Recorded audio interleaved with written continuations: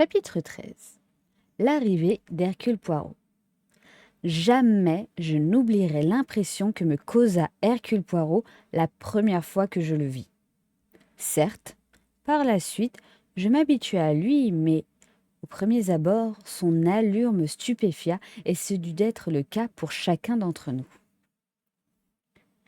J'avais dû me représenter un personnage dans le genre de Sherlock Holmes, long et mince, au visage fin et intelligent. J'étais prévenue que Poirot était un étranger, mais je ne me l'imaginais pas étranger à ce point, si du moins vous comprenez ma façon de m'exprimer. Rien qu'à le regarder, il vous prenait envie de rire. Poirot vous rappelait un artiste sur la scène ou au cinéma. D'abord, ce petit bonhomme tout rond, haut à peine de 5 pieds 5 pouces, paraissait tout à fait vieux avec son énorme moustache et sa tête en forme d'œuf. On eût dit un coiffeur dans un vaudeville. Tel était l'homme qui allait découvrir l'assassin de Mrs. Lenner. Sans doute, ma déception se lisait-elle sur mon visage, car presque aussitôt, il me dit avec un drôle de clignotement d'yeux : « Je ne suis pas à votre goût, ma sœur. N'oubliez pas que c'est en le mangeant qu'on reconnaît la saveur du pudding. » Hercule Poirot appelle Miss Letteran ma sœur, comme il l'a vu faire en Angleterre, où l'on désigne sous ce nom les infirmières, tant laïques que religieuses. Ce dicton anglais ne manque pas de justesse, mais pour autant, Poirot ne m'inspirait qu'une médiocre confiance. Le docteur Reilly l'avait amené dans son auto le dimanche, peu après le déjeuner. Immédiatement, le petit détective belge demanda qu'on nous réunît dans une pièce. Tous, nous prîmes place à la table de la salle à manger. Monsieur Poirot s'assit à la tête, flanqué d'un côté par le professeur Lenner et, de l'autre, par le docteur Reilly. Lorsque nous fûmes tous présents, le professeur Lenner, s'éclaircissant la gorge, prit la parole de sa voix douce et hésitante. « Vous avez tous certainement entendu parler de Messieurs Hercule Poirot. Comme il passait aujourd'hui par Hasanier, il a eu l'obligeance d'interrompre son voyage pour nous aider à ses lumières. La police irakienne et le capitaine Maitland agissent pour le mieux. J'en suis convaincu, mais dans le cas présent, il existe certaines circonstances. » Il s'empêtra dans son discours et jeta un coup d'œil suppliant au docteur Reilly. Des complications. Oh, évidemment, il y a du louche là-dessous, ajouta le petit homme au bout de la table. Il faut absolument l'arrêter, s'exclama Mrs. Mercado. Je me révolte à l'idée qu'il puisse échapper à la justice.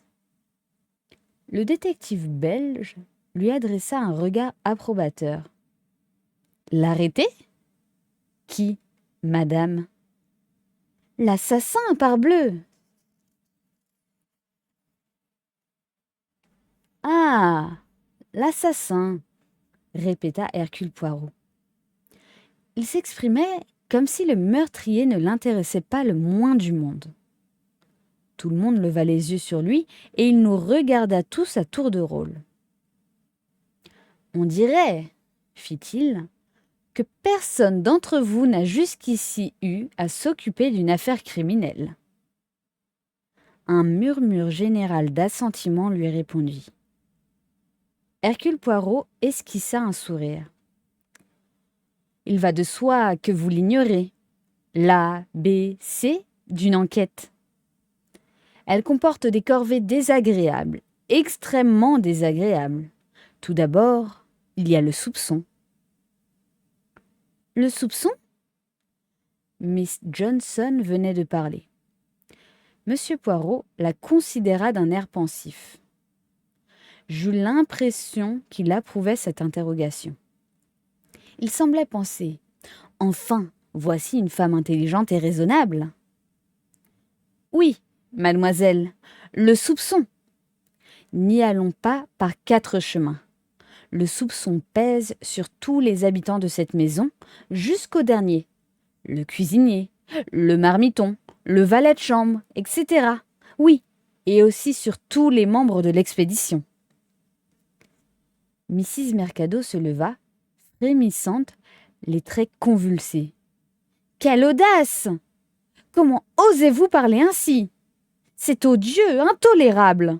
Professeur Lenner, permettez-vous à cet homme, à cet homme.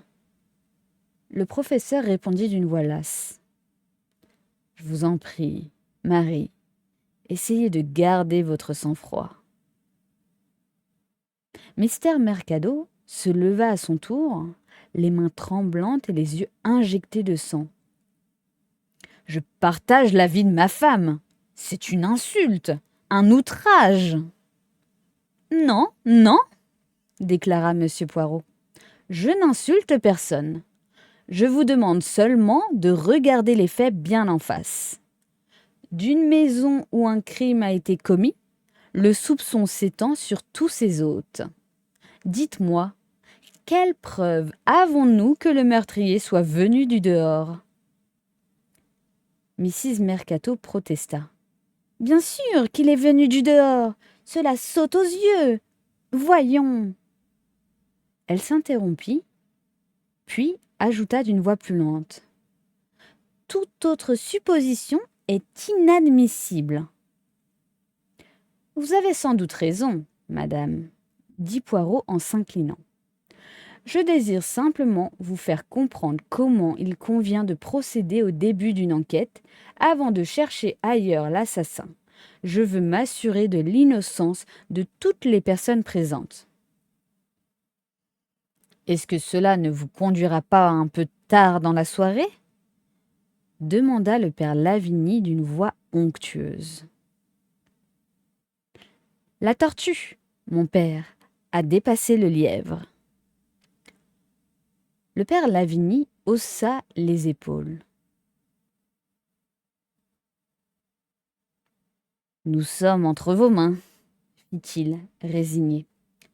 Veuillez aussi rapidement que possible vous convaincre de notre innocence dans cette épouvantable affaire. Oui, aussi rapidement que possible. Il était de mon devoir de vous exposer clairement la situation afin que vous ne vous offusquiez pas des questions impertinentes que je pourrais être amené à vous poser. Peut-être, mon père, l'Église consentira-t-elle à donner l'exemple? Interrogez-moi comme vous l'entendrez, dit le père Lavigny d'une voix grave. Est-ce la première saison que vous passez ici? Oui. Et vous êtes arrivé quand? Voilà exactement 3 semaines aujourd'hui, c'est-à-dire le 27 février. D'où veniez-vous? Du monastère des Pères Blancs à Carthage. Merci, mon père. Connaissez-vous Mrs. Lenner avant votre venue ici? Non, je n'avais jamais rencontré cette dame auparavant. Voulez-vous me dire ce que vous faisiez au moment du crime? Je déchiffrais les inscriptions cunéiformes dans ma propre chambre. Je remarquai, près du coude de Poirot, un plan sommaire de la maison.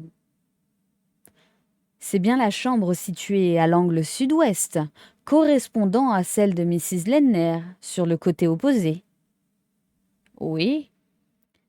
À quelle heure êtes-vous rentré dans votre chambre? Aussitôt après déjeuner. Mettons à 1h20 moins 20.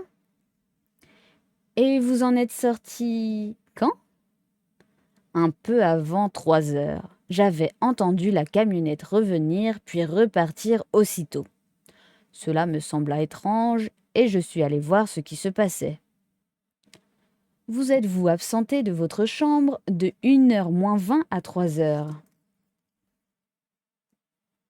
Non, pas une seule fois.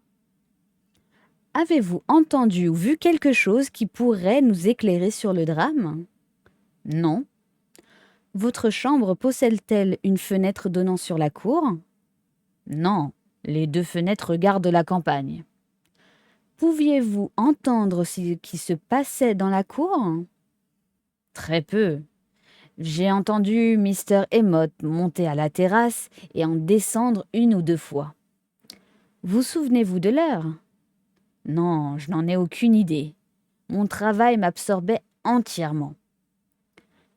Après une pause, Poirot reprit. Pourriez-vous nous dire quelque chose de nature à éclairer cette affaire? Par exemple, avez-vous remarqué quoi que ce fût pendant les journées qui précèdent le crime? Le père Lavini, un tantinet gêné, lança au professeur Lenner un regard interrogateur. Vous me posez là une question embarrassante, prononça-t-il gravement. Puisque vous me le demandez, je vous répondrai franchement qu'à ma connaissance, Mrs. Lenner redoutait quelqu'un ou quelque chose. L'arrivée de personnes étrangères à cette maison la mettait dans un état nerveux inexplicable, mais dû sans doute à une cause quelconque que j'ignore totalement, car elle ne s'est jamais confiée à moi. Poirot s'éclaircit la voix et consulta des notes qu'il tenait à la main. Je crois comprendre qu'il y a 2 nuits, on craignait ici un cambriolage. Le père Lavini répondit dans l'affirmative et répéta son histoire de la lumière aperçue dans la salle des antiquités et de la perquisition inutile qui s'ensuivit. Vous croyez, n'est-ce pas, que quelqu'un d'étranger à la maison s'y est introduit à ce moment-là? À la vérité, je ne sais que penser, déclara le père Lavini. Rien n'a été enlevé ni dérangé. C'était peut-être un des jeunes domestiques. Ou un membre de l'expédition. Mais alors, pourquoi cette personne n'avoue-t-elle pas sa visite nocturne? Cela pourrait être aussi bien quelqu'un du dehors. Évidemment. Supposez qu'un étranger ait pénétré dans la maison. Aurait-il pu s'y cacher impunément durant toute la journée du lendemain et jusqu'à l'après-midi du surlendemain? Il posa cette question à la fois au père Lavini et au professeur Lenner. Les 2 hommes réfléchirent un long moment. Je ne vois guère la possibilité, prononça le professeur Lenner avec quelques hésitations. Où donc aurait-il pu se dissimuler? En avez-vous une idée, père Lavini? Non, pas la moindre. Tous 2 paraissaient abandonner à regret cette hypothèse. Poirot se tourna vers Miss Johnson. « Et vous, mademoiselle, croyez-vous cette éventualité possible? » Au bout d'un instant, Miss Johnson hocha la tête. « Non, pas du tout. Où l'assassin aurait-il pu se cacher? Toutes les chambres à coucher sont prises et, de plus, sommairement meublées. La chambre noire, la salle des architectes et le laboratoire ont tous été occupés le lendemain. Et il ne s'y trouve ni recoin ni grand placard, à moins que les serviteurs ne soient complices. Supposition plausible. Mais rien n'autorise à le croire, dit Poirot. Une fois de plus, il s'adressa au père Lavini. Voici une autre question. L'autre jour, Miss Letteran, ici présente, vous a vu en train de causer avec un homme devant la porte d'entrée. Elle avait déjà remarqué cet individu essayant de regarder à l'intérieur par une des fenêtres du dehors. Tout laisse supposer que cet homme rôdait autour de la maison avec une intention quelconque. C'est encore possible, dit rêveusement le père Lavini.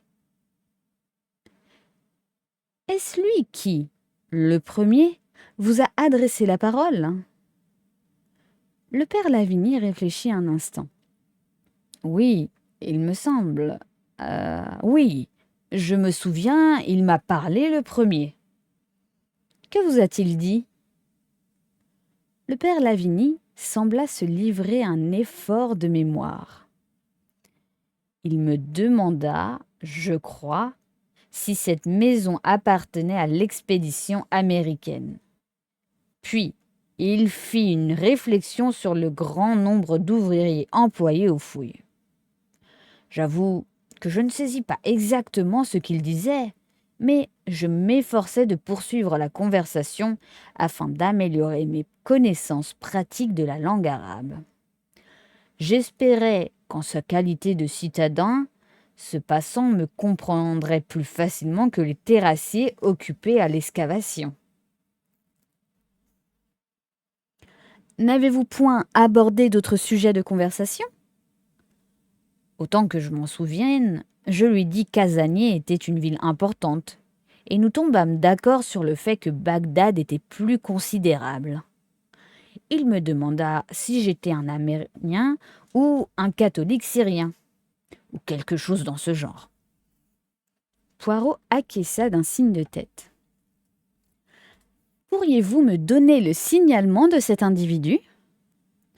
De nouveau, le père Lavigny plissa le front pour réfléchir. Il était plutôt court et trapu, déclara-t-il enfin. Il louchait de façon très visible et avait le teint pâle. Monsieur Poirot se tourna vers moi. L'avez-vous vu ainsi, Miss Letteran? Pas tout à fait. Je l'ai plutôt trouvé grand et brun, plutôt mince, et je n'ai pas remarqué qu'il louchait. En désespoir de cause, Monsieur Poirot haussa les épaules.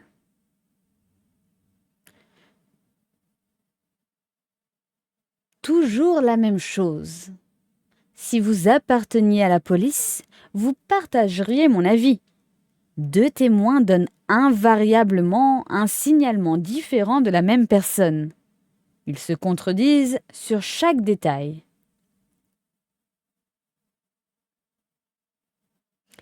En ce qui concerne le strabisme, je m'en souviens nettement. Sur les autres points, il se peut que Miss Letteran ait raison.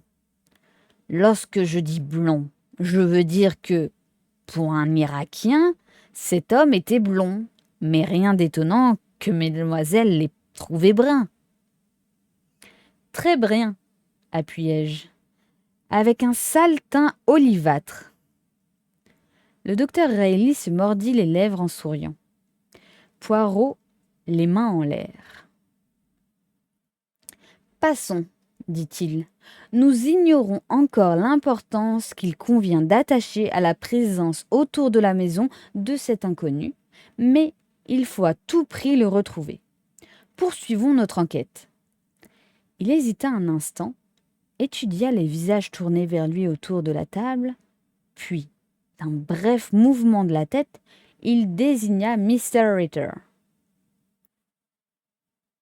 « Voyons, mon ami, dites-nous un peu ce que vous avez fait hier après-midi. » Le visage rose et joufflu de l'interpellé s'empourpra tout d'un coup.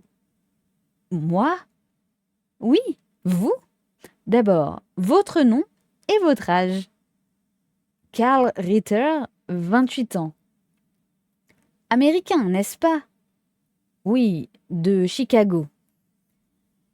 C'est votre première saison ici? Oui, je m'occupe de travaux photographiques. Ah, oui. Quel fut votre emploi du temps hier après-midi? Eh bien, je suis resté dans la chambre noire la plus grande partie de la journée. La plus grande partie de la journée? Oui, j'ai d'abord développé des plaques. Ensuite, j'ai préparé des objets en vue de les photographier. Dehors? Oh non, dans l'atelier de photographie. La chambre noire ouvre sur cet atelier? Oui. En sorte que vous n'avez pas quitté votre atelier de photographie? Non. Avez-vous remarqué ce qui se passait dans la cour? Le jeune homme hocha la tête. Non, je n'ai rien vu. J'étais trop occupé. J'ai bien entendu le bruit de la camionnette et, dès que j'ai pu quitter mon travail, je suis sorti pour voir s'il n'y avait pas de courrier pour moi. C'est alors que j'ai appris... À quelle heure avez-vous commencé vos travaux dans l'atelier? À 1h moins 10. Connaissiez-vous Mrs. Lenner avant de rejoindre l'expédition? Non, monsieur. Je ne l'avais jamais vue avant mon arrivée ici. Essayez-vous de vous rappeler un incident, si petit soit-il, capable de nous apporter quelque lumière. Karl Ritter secoua la tête et prononça. Ma foi, monsieur, je n'ai rien vu. Monsieur Imott? David Imott, de sa voix claire et agréable, s'exprima avec précision. D'1h moins le quart à 3h moins le quart, je triais les fragments de poterie, tout en surveillant le gamin Abdullah. Je suis monté à plusieurs reprises sur la terrasse, donner un coup de main au professeur Lenner. Combien de fois? 4, il me semble. Et combien de temps restiez-vous? D'ordinaire, 2 minutes, pas davantage. Mais une fois environ une demi-heure après m'être mis à l'ouvrage, je me suis attardé une dizaine de minutes pour discuter avec le professeur, touchant les pièces à garder ou à jeter. Et lorsque vous êtes redescendu, le jeune boy avait abandonné son poste.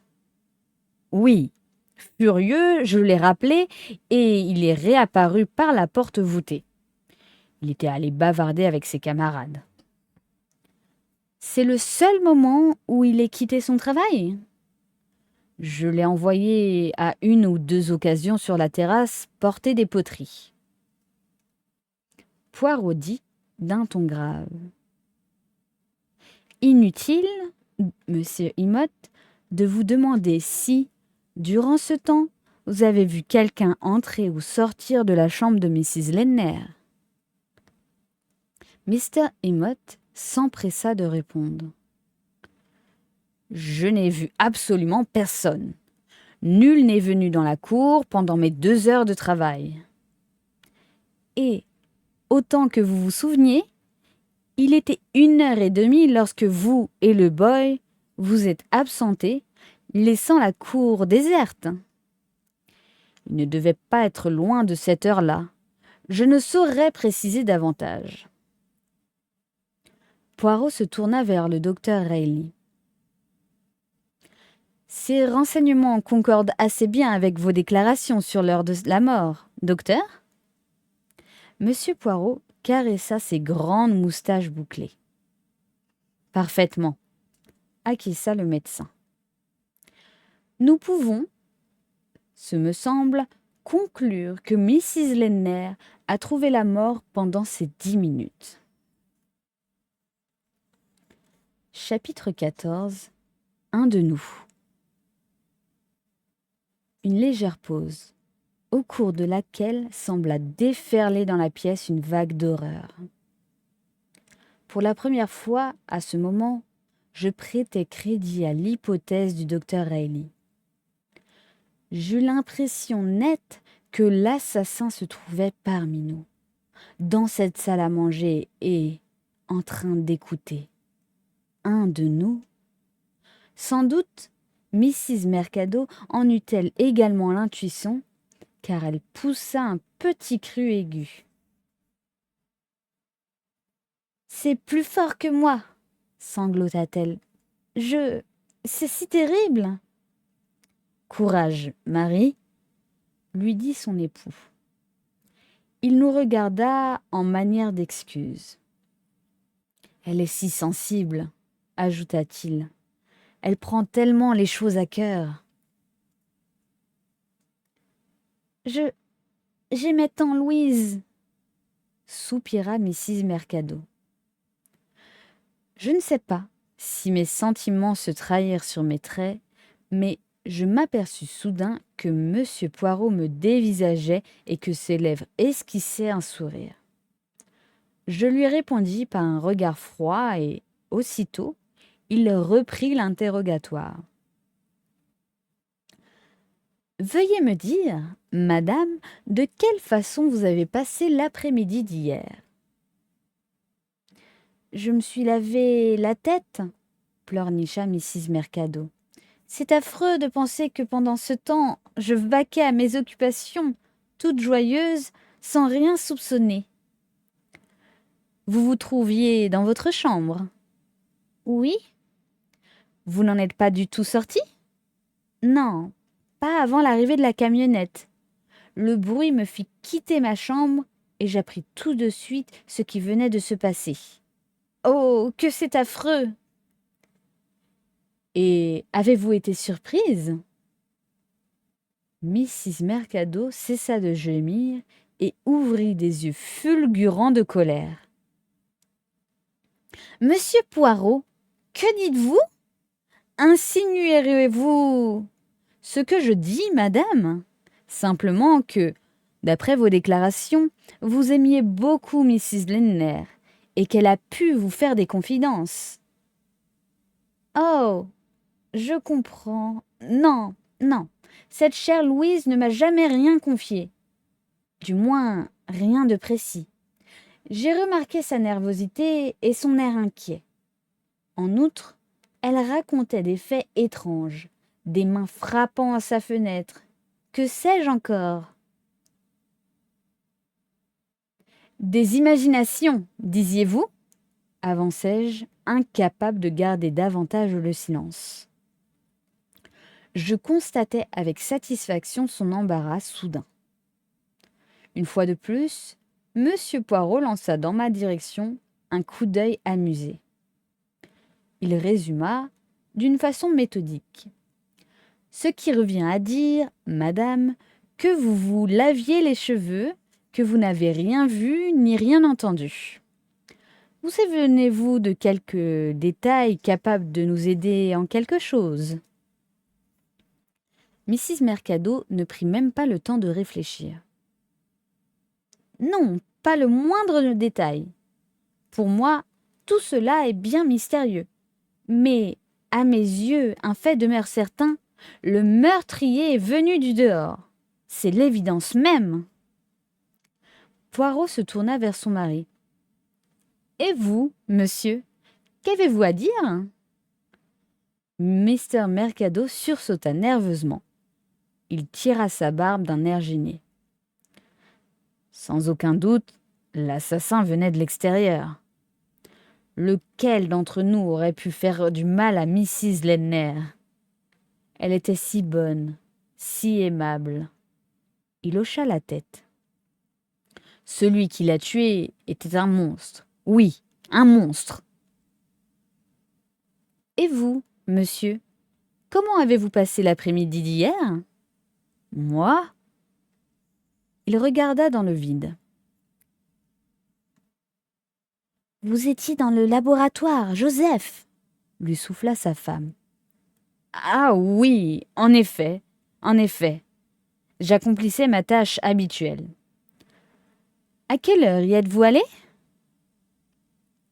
De nouveau, il sembla désemparé et interrogea sa femme du regard. À 1h moins 10, Joseph! Ah oui, à 1h moins 10. Êtes-vous sorti dans la cour? Non, je ne pense pas.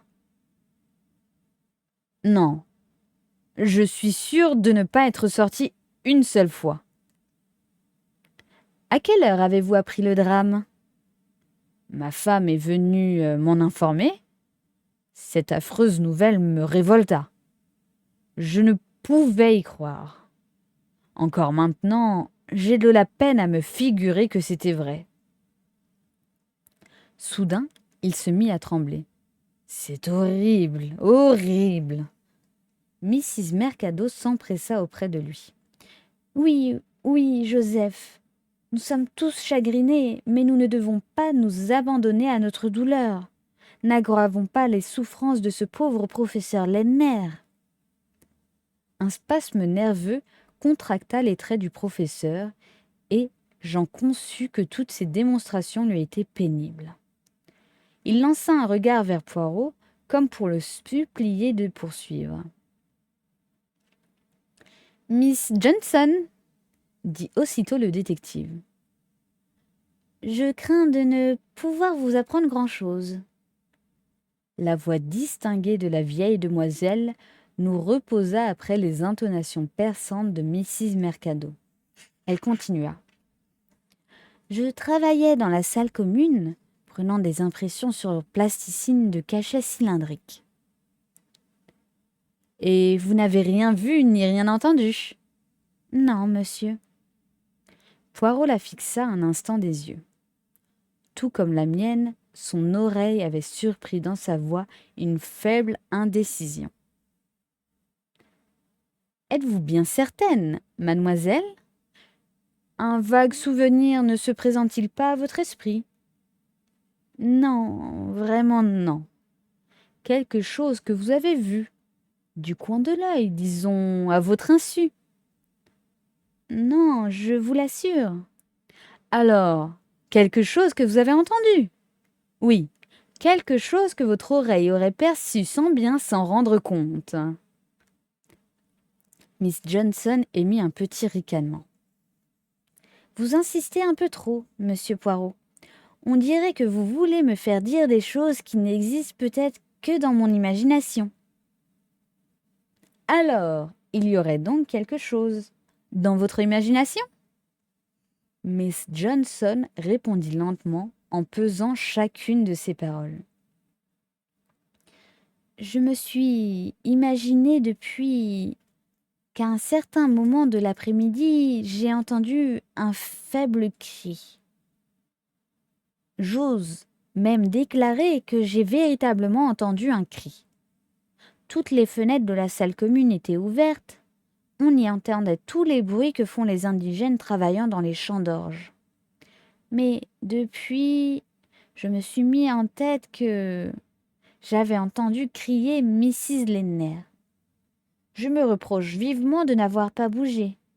Qui sait, peut-être serais-je arrivé à temps ? Le docteur Reilly intervint d'un ton autoritaire. « N'allez pas vous forger de semblables idées, dit-il. Pour moi, il ne fait aucun doute que le criminel a frappé Mrs. Lenner. Excusez-moi, Lenner, dès qu'il a pénétré dans sa chambre. Elle fut certainement tuée sur le coup, sans quoi la victime aurait eu le temps d'appeler au secours et de pousser des cris. J'aurais peut-être donné l'alerte et contribué à faire prendre l'assassin, insista Miss Johnson. À quelle heure cela s'est-il passé, mademoiselle ? Demanda Poirot.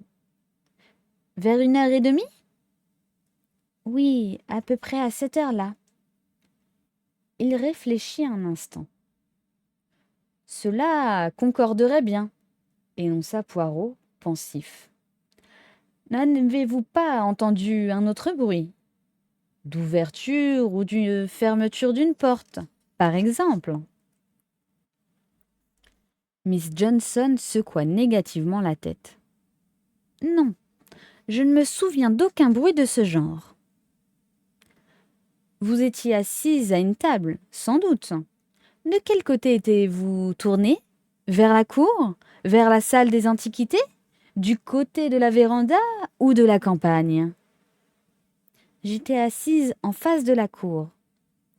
De l'endroit où vous vous trouviez, voyez-vous le boy Abdullah en train de laver ses poteries ?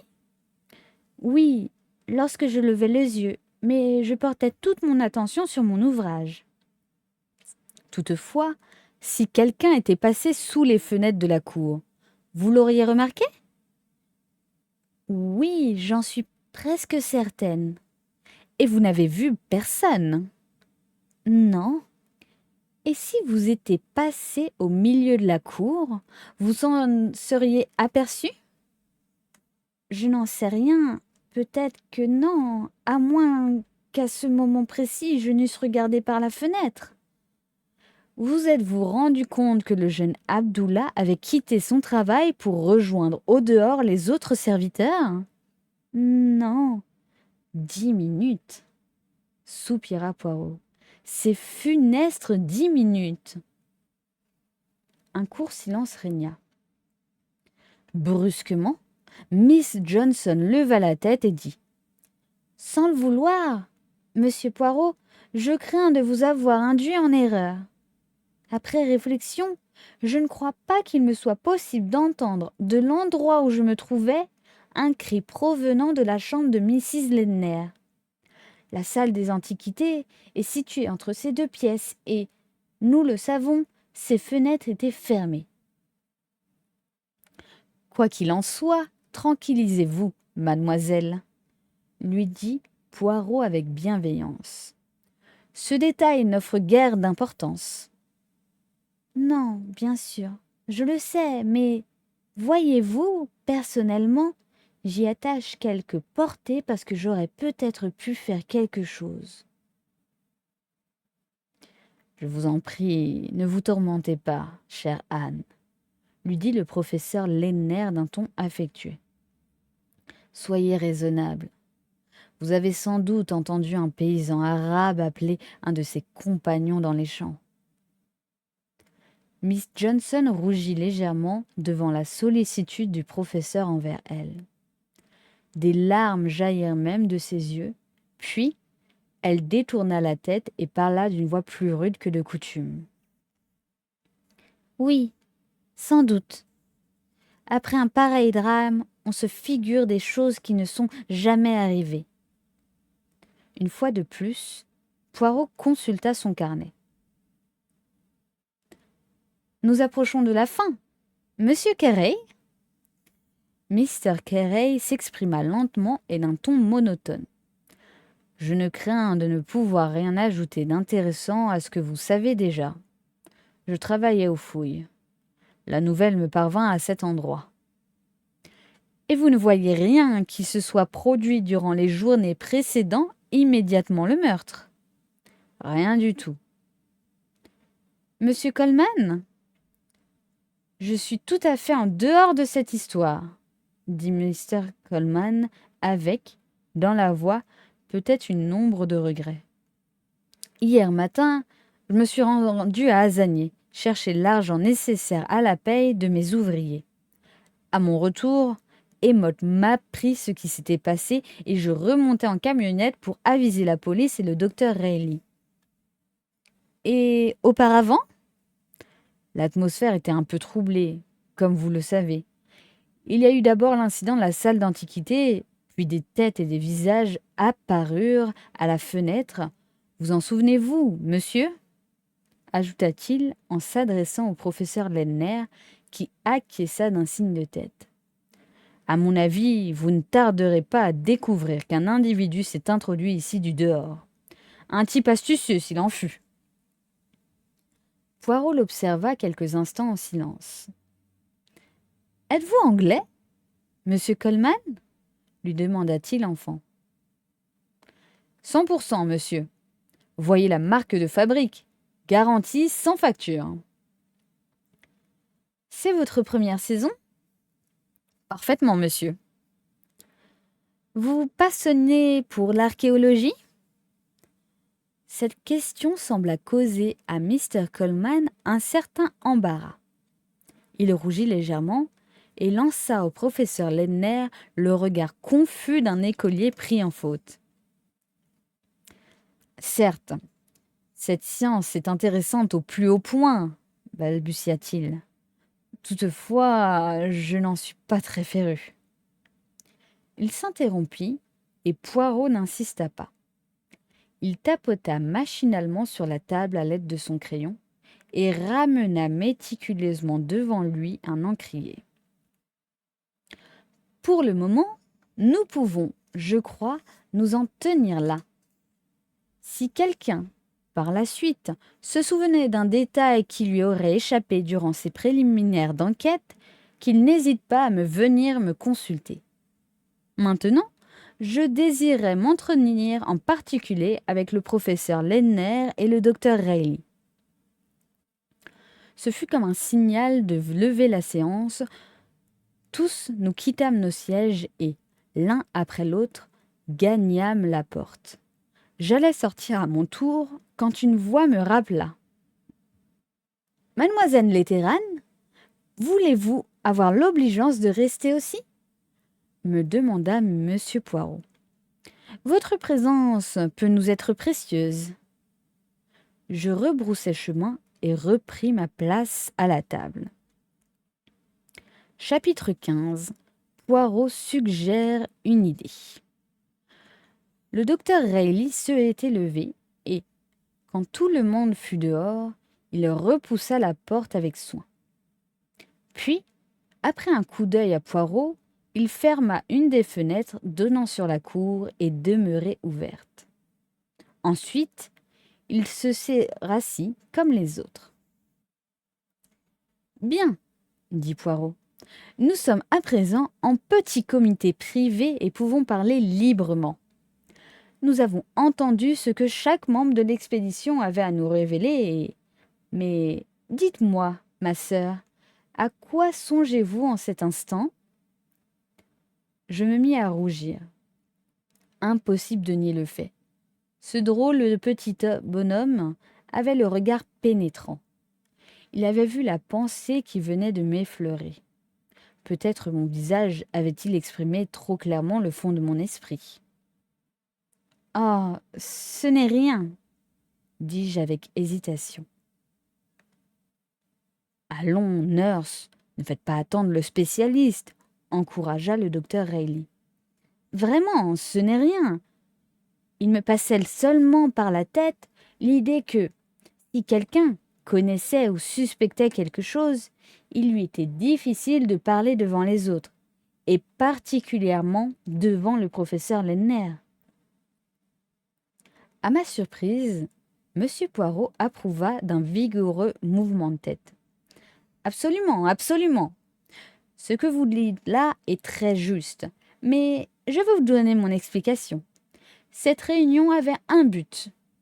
En Angleterre, avant les courses a lieu la présentation des chevaux. Ils défilent devant la grande tribune afin que chacun puisse les voir et les juger. Voilà quelle était la raison de ma petite assemblée. En langage sportif, j'ai prénommé mes regards sur le partant probable. Le professeur Lenner se récria violemment. Pas une minute, je n'admettais qu'un membre de mon expédition soit impliqué dans ce crime.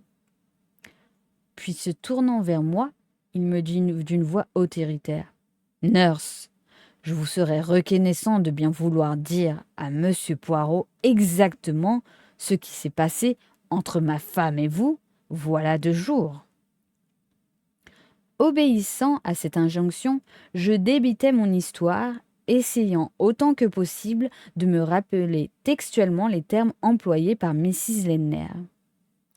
Lorsque j'eus terminé, M. Poirot observa. « Très bien, très bien. Je vous félicite de votre esprit clair et ordonné. Vous me rendrez ici de signaler service. » Puis, s'adressant au professeur Lenner. « Avez-vous ces lettres ?»« Oui, les voici. J'ai pensé que vous aimeriez les voir avant tout. » Poirot s'en saisit, les lut en les étudiant méticuleusement.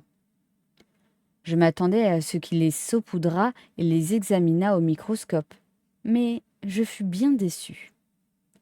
Je me rendis compte alors que cet homme n'était plus très jeune et que sa méthode datait quelque peu, car il se contenta de lire ses lettres comme un simple mortel.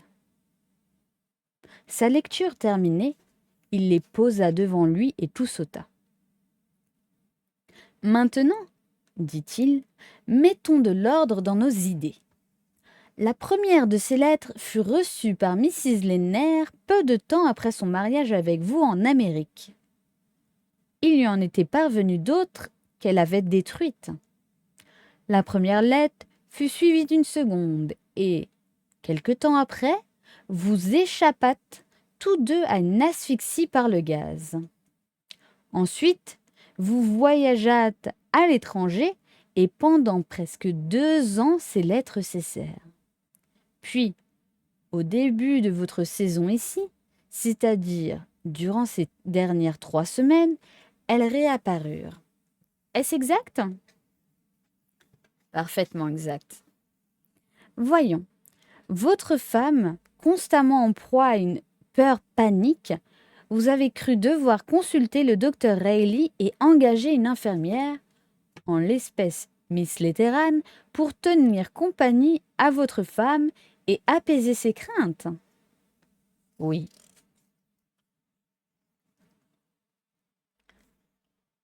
Certains incidents se produisent. Des mains frappent à la fenêtre. Une figure spectrale surgit derrière les vitres. Des bruits nocturnes se font entendre dans la salle des antiquités. Vous-même n'avez été témoin d'aucun de ces phénomènes? Non. En réalité, Mrs. Lenner en a été la seule témoin? Le père Lavigny a vu une lumière dans la salle des antiquités. Oui, je ne l'ai pas oublié. Après un silence d'1 minute, il demanda. Votre femme laisse-t-elle un testament? Non. Pourquoi? Parce qu'elle ne le jugeait pas utile. Ne possédait-elle donc pas de fortune? Si, de son vivant. Son père lui a légué une somme considérable, mais elle ne pouvait toucher au capital. À sa mort, cet argent devait revenir à ses enfants si, toutefois, elle en avait. Si elle mourait sans enfant, comme c'est le cas, l'héritage devait passer au Pischow Museum. Pensivement, Poirot tambourina sur la table. Ce qui nous permet d'éliminer dès maintenant un mobile du crime. S'il s'agit d'un meurtre, dès le commencement de l'enquête, je me pose cette question. Qui bénéficie de cette mort? Cette fois, c'est un musée. En eût-il été autrement, si Mrs. Lenner était morte intestat en laissant une grosse fortune, je vous aurais alors demandé quel est l'héritier? Vous ou le premier mari? Pour que celui-ci fasse valoir ses droits à l'héritage, il lui faudrait ressusciter. Il courait dès lors grand risque d'être arrêté, bien que, j'imagine, cette peine de mort ne serait point appliquée si longtemps après la guerre. Mais nous n'avons pas à envisager pareille éventualité. Comme je vous le disais, je songe premièrement à la question d'intérêt. Secondement, je soupçonne toujours le mari ou la femme de la victime. 3 choses plaident en votre faveur. D'abord, il est prouvé que vous n'avez pas approché de la chambre de votre femme durant l'après-midi d'hier. Ensuite, le décès de Mrs. Lenner, au lieu de vous enrichir, diminue votre fortune et, en 3e lieu, Poirot s'interrompit. En 3e lieu, répéta le professeur Lenner. Eh bien, certaines attitudes ne me trompent guère.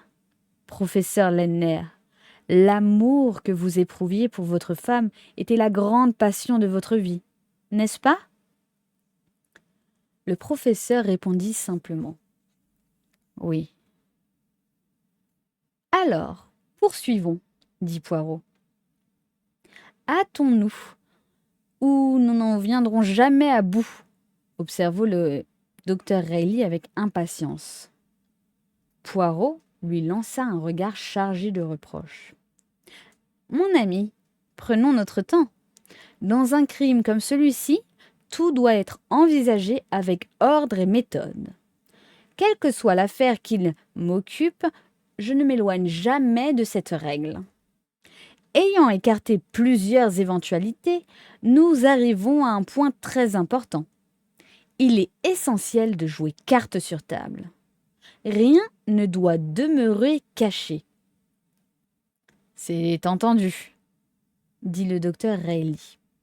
Voilà pourquoi j'exige toute la vérité, poursuivit Poirot. Le professeur Lennner le regarda avec étonnement.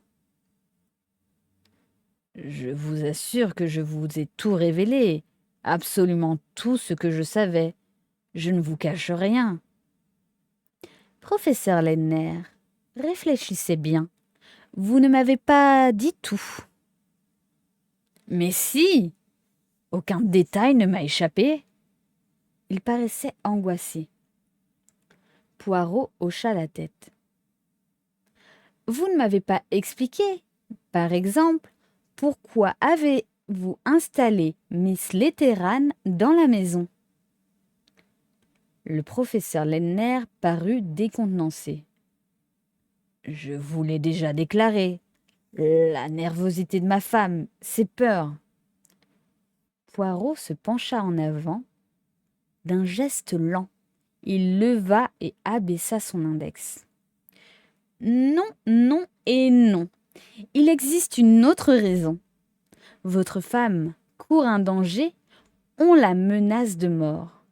Vous faites venir, non pas la police, ni même un détective privé, mais une nurse. Cela n'est pas clair. Je pensais... Le rouge lui montait aux joues. Le professeur s'interrompit brusquement. Poirot l'encouragea. Ah, nous arrivons au fait. Que pensiez-vous? Le professeur demeura silencieux.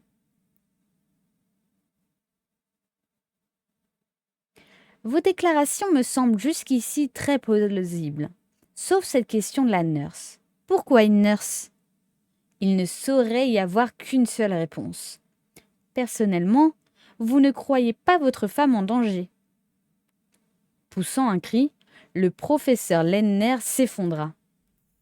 Dieu me pardonne, murmura-t-il. C'est vrai, je ne la croyais pas en danger. Poirot l'observait avec la même attention qu'un chat surveillant un trou de souris, prêt à bondir dès que la bestiole se montrera. Alors, que croyez-vous? Demanda-t-il. Je n'en sais rien, je n'en sais rien. Mais si, vous le savez même parfaitement. Je suis peut-être vous aider? Dites-moi si je me trompe, professeur Lennner. Ne soupçonniez-vous pas votre femme d'avoir écrit elle-même ces lettres? À quoi bon répondre? Poirot n'avait deviné que trop juste. Levant la main comme pour implorer pitié, le professeur Lennner avoua sa détresse. Je poussai un soupir. Ainsi, ma supposition était la bonne. Je me souviens du ton bizarre dont le professeur Lennner m'avait demandé ce que je pensais de toute cette histoire. Je hochai pensivement la tête et soudain je me rendis à l'évidence. L'œil de monsieur Poirot se braquait sur moi. Vous aussi, nurse, vous l'avez cru également? Oui, répondis-je en toute franchise. Cette idée m'était venue. Pour quelle raison? Je lui fis ressortir la similitude entre l'écriture des lettres anonymes et celle de l'enveloppe qui m'avait montré Mr. Coleman. Poirot se tourna vers le professeur Lennner. Ainsi, vous aviez remarqué une ressemblance entre les écritures? Le professeur baissa la tête. Oui, je l'avoue. L'écriture paraissait plus petite et plus serrée que celle de Louise, d'ordinaire grande et espacée, mais plusieurs signes étaient formés de la même manière. Je vais vous le montrer.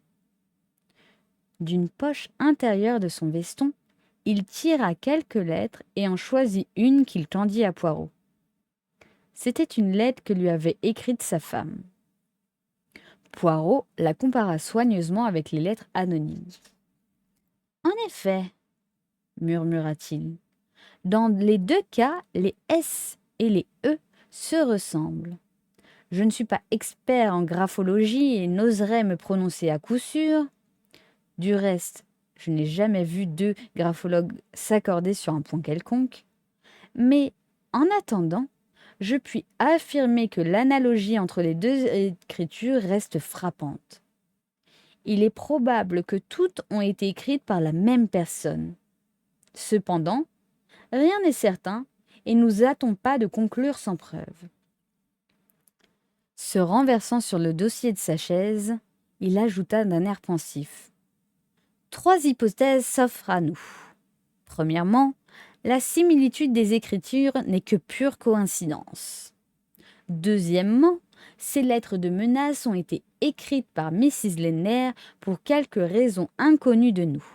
Ou bien, troisièmement, par une autre personne qui, intentionnellement, a imité l'écriture de Mrs. Lenners. Dans quel dessein? Je ne le discerne pas. En tout cas, l'une de ces 3 suppositions doit être la bonne.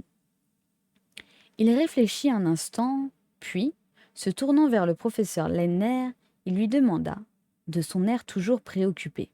« Lorsque vous avez suspecté Mrs. Lenners d'être l'auteur de ces lettres, qu'avez-vous pensé ?» Le professeur hocha la tête. « J'ai chassé de mon esprit cette monstrueuse idée. » Y avez-vous cherché une explication? Je me suis demandé si le souvenir lancinant du passé avait affaibli le cerveau de ma femme. J'ai supposé qu'elle pouvait avoir écrit ces lettres sans en avoir conscience. Hypothèse encore possible, n'est-ce pas? Demanda-t-il en s'adressant au docteur Reilly. Celui-ci fit une moue et répondit vaguement. On peut s'attendre à tout du cerveau humain. Puis, il lança un coup d'œil étendu à Poirot qui, comme pour obéir à son injonction, poursuivit.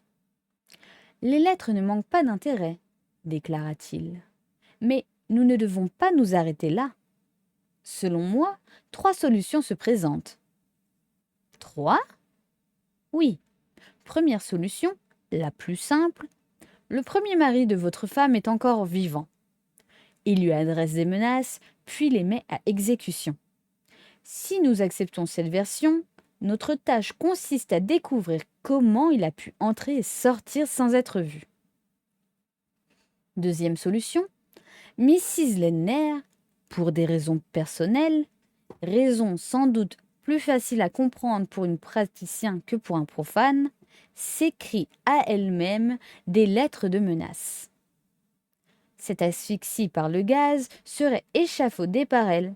Si vous vous souvenez, c'est elle qui vous a réveillé en attirant votre attention sur l'odeur du gaz. Cependant, si Mrs. Lenners s'écrivait ces lettres, elle ne courait aucun danger de la part de l'auteur présumé de cette correspondance. Il convient donc de chercher ailleurs l'assassin, à savoir parmi les membres de votre expédition. Oui, telle est la conclusion logique, proféra-t-il devant les protestations du professeur Lenners. Un d'eux l'a tué par vengeance personnelle. Cette personne devait être au courant de ces lettres. Ou, du moins, savait que Mrs. Lenners craignait ou prétendait craindre quelqu'un. Ce fait, dans l'esprit du meurtrier, lui permettait d'agir impunément. D'avance, il était sûr qu'on accuserait le mystérieux auteur des lettres de menace.